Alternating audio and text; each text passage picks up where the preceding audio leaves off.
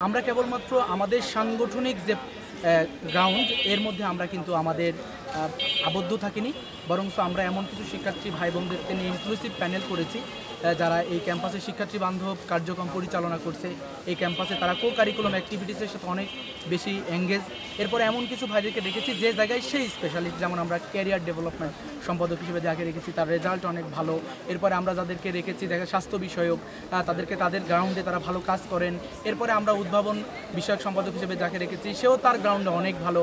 আমরা আমাদের কেবলমাত্র সাংগঠনিক যে সারাউন্ডিং এর বাইরে যে কিন্তু আমরা রাখার চেষ্টা করেছি, একটা ইনক্লুসিভ প্যানেল দাঁড় করিয়েছি।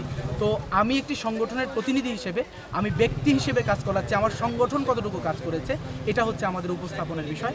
তো আপনারা ইতিমধ্যেই জানেন যে এই পতিত সরকারের পতনের পর থেকে শুরু করে বাংলাদেশ ইসলামী ছাত্র শিবির চট্টগ্রাম বিশ্ববিদ্যালয়ের শিক্ষার্থী বান্ধব অনেক কর্মসূচি হাতে নিয়েছে। বিশেষ করে শিক্ষার্থীরা যখন নিরাপত্তা প্রয়োজন, আমরা 5 তারিখ থেকেই আমাদের হলগুলো, আমাদের ক্যাম্পাস যেন নিরাপদ থাকে, এজন্য কিন্তু আমরা তখন ছাত্র শিক্ষক সবাই মিলে এই ক্যাম্পাসটাকে নিরাপদ রাখার জন্য আমরা চেষ্টা করেছি যেন এই ক্যাম্পাসে কোনোভাবেই কোনো দুর্ঘটনা না ঘটে, আমাদের ভাই বোনদের কোনো মালামাল অথবা কোনো হল ক্ষতিগ্রস্ত না হয় সেটা আমরা নিশ্চিত করার চেষ্টা করেছি আলহামদুলিল্লাহ।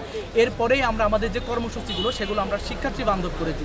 যেমন আমরা রমজানের চেষ্টা করেছিলাম যে আমরা কেবলমাত্র একটা ইফতার করব না, আমাদের অনেক শিক্ষার্থী ভাই বোন আছে যারা রমজানে বাড়িতে যায় না অথবা পরীক্ষার কারণে থাকে, তারা যেন আমাদের সাথে অংশগ্রহণ করতে পারে, আমাদের ইফতার ভাগাভাগি করে আমরা সেখানে খাওয়ার চেষ্টা করেছি। এরপরে আমরা চেষ্টা করেছি যে আমাদের শিক্ষার্থী বান্ধব কর্মসূচির মধ্যে ছাত্র কল্যাণ যে ফান্ড আমাদের আছে সেখান থেকে অসহায় দুস্থ যারা আসলে সত্যিকারে কারো সামনে বলতে পারে না যে তারা সমস্যায় আছে, আমরা একটু খোঁজখবর নিয়ে আমরা যতটুকু পেরেছি আমাদের সাধ্যের আলোকে আমাদের ভাই বোনদের কাছে পৌঁছার চেষ্টা করেছি।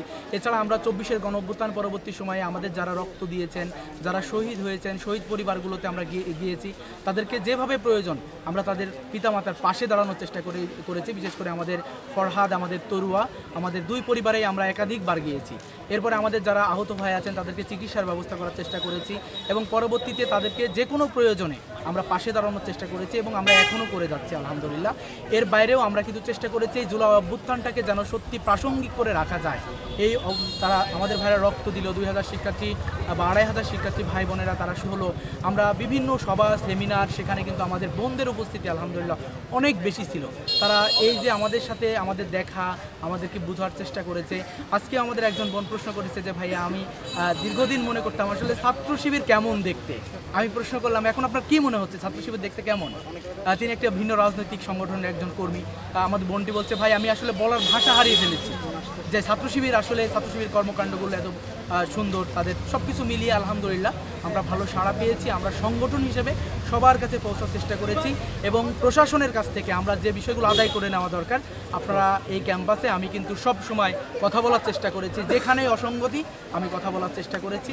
একজন স্টুডেন্ট হিসেবে আমি আমার সাধারণ শিক্ষার্থী ভাই বোনদের কাতারে দাঁড়িয়েই আমি আওয়াজ তোলার চেষ্টা করেছি।